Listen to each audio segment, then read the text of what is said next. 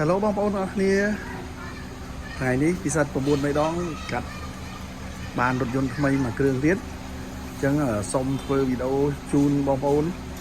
សម្រាប់បងប្អូនមានចំណាប់អារម្មណ៍ចង់បានប្រភេទToyota Camry ប្រភេទប្រើសាំងសុទ្ធបងប្អូនអាចមើលមួយគ្រឿងនេះបានបាទមួយគ្រឿងនេះយើងកាត់ពីម្ចាស់ដើមផ្ទាល់តែម្ដងបងប្អូនគ្រឿងក្នុងមួយគ្រឿងនេះជាប្រភេទគ្រឿងក្នុងពណ៌ប្រផេះបងប្អូនគ្រឿងនេះធានាជូនឯកសារគ្រប់កាត់ឈ្មោះបាន 100% ជូនបងប្អូនធានា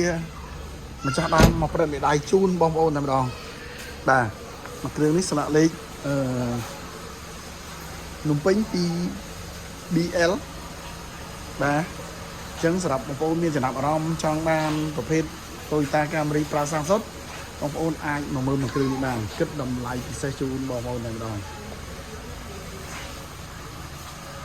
ថ្មីបងប្អូន